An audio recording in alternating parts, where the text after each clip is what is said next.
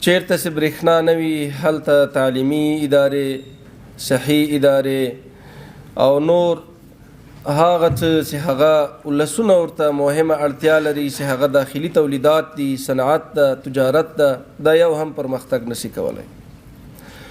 برېښنا داسې د دغو برخو تضمین کوونکې ده. که چیرته یو ولس یا یو ملت غواړي چې پرمختګ وکړي نو اول تر ټولو مهمه خبره هغه دا ده چې دوی باید خپل هغه تولید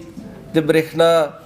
او یا هم هغه منابع چې د برېښنا په برخه کې لري له هغو څخه سالمه استفاده او خپلو خلکو ته پاکه او سالمه برېښنا ورسوي.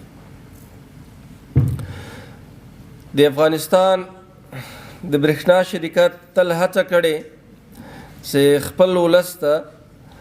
پاکه برېښنا په سم ډول په معیاري ډول سره ورسوي. خو بیا هم ویلی سم چې په هیواد کې اشغال،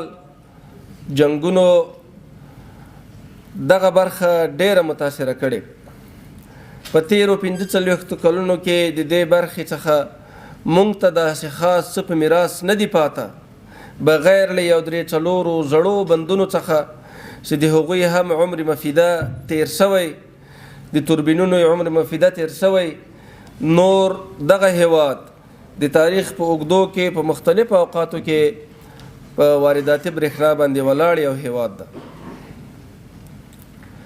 خو لله الحمد د افغانستان برېښنا شرکت په تیرو 4 میاشتو کې داسې سترې پروژې ډیزاین کړي چې هغه 380 میګاواټه برېښنا چې د 45 کلونو مخکې تولیدي برخه ده او تر دې دمه یې هېڅ ترقي نه وه کړې، اوس به 580 میګاواټه نوره نوې د داخلي تولید پروژې په ډېر نږدې راتلونکي کې افتتاح کیږي او دغه لړۍ به لا دوام پیدا کوي، نور به وسعت پیدا کوي تر څو موږ په دغه برخه کې خودکفا سو، په پښو ودرېږو.